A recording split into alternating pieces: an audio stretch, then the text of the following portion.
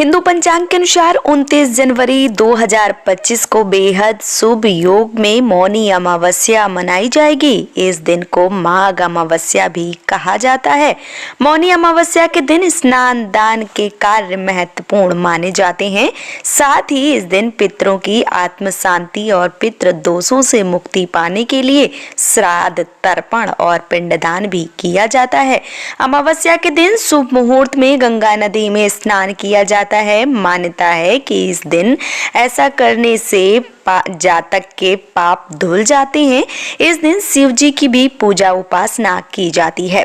इस साल मौनी अमावस्या के दिन प्रयागराज में आयोजित महाकुंभ के दूसरे अमृत स्नान की भी तैयारी की जा रही है और ये दिन जो है वो बहुत ही ज्यादा शुभ है, क्योंकि इस दिन अमृत स्नान किया जाएगा और ये साल 2025 का दूसरा अमृत स्नान होगा। आइए जानते हैं कि मौनी अमावस्या की सही तिथि, दिन, दिनांक और स्नान करने का शुभ मुहूर्त क्या बन रहा है। तो दृक पंचांग के अनुसार माघ महीने की कृष्ण पक्ष की अमावस्या तिथि की शुरुआत 28 जनवरी को शाम को 7:35 पर होगी और अगले दिन 29 जनवरी को शाम को 6:05 पर समाप्त हो रही है। ऐसे में उदया तिथि को मान्य में रखते हुए 29 जनवरी को मौनी अमावस्या मनाई जा रही है। मौनी अमावस्या के दिन श्रवण नक्षत्र और सिद्धि योग का निर्माण हो रहा है, जिससे इस दिन स्नान दान के कार्यों का महत्व और अधिक बढ़ जाता है। मौनी अमावस्या के दिन सुबह ब्रह्म मुहूर्त में पवित्र नदी में स्नान करना बेहद फलदायी बताया गया है। अगर संभव ना हो तो घर के जल में ही गंगा जल मिलाकर स्नान करना चाहिए। इसके बाद दान पुण्य के लिए कुछ सामग्री जो है वो दान जरूर करना चाहिए। मौनी अमावस्या के दिन सुबह 5:25 से सुबह 6:18 तक ब्रह्म मुहूर्त है। इस दौरान पवित्र नदी में स्नान करके दान पुण्य किया जा सकता है। मौनी अमावस्या के दिन स्नान दान के कार्यों के साथ मौन व्रत रखना अनिवार्य माना गया है। मौनी अमावस्या पर अगर मौन रख के व्रत किया जाए, दान किया जाए, स्नान किया जाए तो इसका फल दोगुना हो जाता है।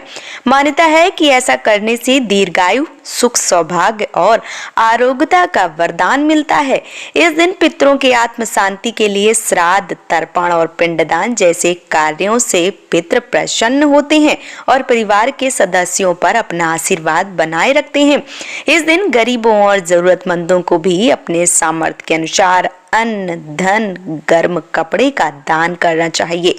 मान्यता है कि ऐसा करने से घर में सुख समृद्धि का वास होता है और धन संपन्नता बनी रहती है। मौनी अमावस्या के दिन तिल के उपाय के बारे में भी बताया गया है।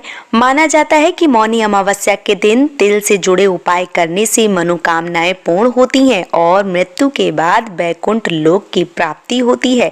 इसके साथ ही साथ मौनी अमावस्या के दिन जगत के पालनहार भगवान श्री हरि विष्णु की विधि पूर्वक उपासना करने के बाद श्रद्धा अनुसार गरीब लोगों को और मंदिर में काले दान अवश्य रूप से दान करने चाहिए। धार्मिक मान्यता है कि तिल का दान करने से व्यक्ति को मृत्यु के बाद वैकुंठ का सुख प्राप्त होता है। अगर आप पितरों को प्रसन्न करना चाहते हैं तो मौनी अमावस्या के दिन पवित्र नदी में स्नान करना चाहिए। इसके बाद 1 लोटे जल में काले तिल डालकर महादेव का सच्चे मन से अभिषेक करना चाहिए। साथ ही जीवन में सुख शांति की प्राप्ति के लिए कामना करना चाहिए। माना जाता है कि इस उपाय को करने से शिव जी की कृपा प्राप्त होती है, साथ ही पितृदोष की समस्या दूर होती है। अगर आपकी कुंडली में शनि दोष की समस्या है और आप इसका सामना कर रहे हैं तो मौनी अमावस्या के दिन लोगों में काले तिल का दान करें। ऐसा माना जाता है कि काले तिल का दान करने से कुंडली में अशुभ प्रभाव दूर हो जाते हैं। इसके साथ ही साथ जो धनिया का उपाय है वो बहुत ज़्यादा महत्वपूर्ण है। अगर आप धन में बरकत चाहते हैं, माँ लक्ष्मी की कृपा अपने घर में चाहते हैं तो आपको धनिया वाला उपाय जरूर करना चाहिए। धनिया का उपाय आपको किस प्रकार से करना है, आइए जान लेते हैं। इससे पहले आप इस चैनल को सब्सक्राइब जरूर कर लीजिए दोस्तों। अगर आप इस चैनल को सब्सक्राइब कर लेते हैं तो आपको आने वाले संपूर्ण वीडियो के बारे में जानकारी मिलेगी और आपको ऐसे ऐसे वीडियो मिलेंगे जिससे आप अपने जीवन में तरक्की कर सकते हैं। अब आइए धनिया के उपाय के बारे में आप सबसे बात करते हैं। तो आपको खड़ी धनिया लेना है। खड़ी धनिया को गंगा जल से शुद्ध करना है। इसके बाद आपको 108 बार लक्ष्मी मंत्र का जाप करना है और ये कार्य जो है वो आपको चुपचाप ही करना है। मौन रह के अगर इस उपाय को किया जाए और पूरे श्रद्धा भाव से अगर इस उपाय को किया जाए तो यकीन मानिए ये उपाय 100% कारगर होता है। विश्वास में बहुत शक्ति होती है दोस्तों। विश्वास के साथ अगर ये कार्य किए जाएं तो यकीन मानिए वो बहुत ही जल्दी पूरे हो जाते हैं। आपको खड़ी धनिया लेनी है। धनिया के जो बीज हैं वो लेने हैं और इसके बाद आपको गंगा जल से उनको पवित्र करना है। लक्ष्मी मंत्र का जाप करना है 108 बार। उसके बाद आपको एक लाल कपड़े में बांधकर इनको अपनी तिजोरी में रख देना है। कुछ धनिया के बीज आप अपने मुख्य दरवाजे पर भी बांध सकते हैं। ऐसा करने से माँ लक्ष्मी आपके घर में प्रवेश करेंगी। आपके घर से नकारात्मक ऊर्जा समाप्त हो जाएगी और बहुत ही जल्दी आप धनवान बन जाएंगे। लेकिन कार्य जो है वो आपको करते रहना है। किसी भी उपाय के भरोसे सिर्फ बैठकर हमें देखना नहीं है, कार्य जरूर करने हैं। किसी भी कार्य को अगर हम करते हैं, उपाय को करते हैं, तो हमें कार्य जो है वो जरूर करते रहना चाहिए।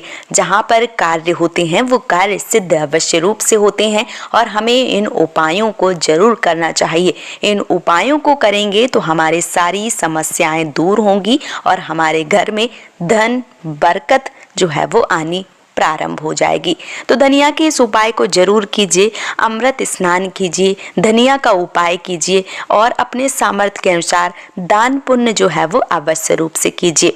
ब्रह्म मुहूर्त में स्नान करना बहुत ज़्यादा आवश्यक है, तो इस दिन कोशिश करिए कि आप ब्रह्म मुहूर्त में ही स्नान करें। तो आने वाली 29 जनवरी को अमृत स्नान भी है। इस दिन अगर आप महाकुंभ जा सकते हैं तो महाकुंभ में स्नान जरूर कीजिए।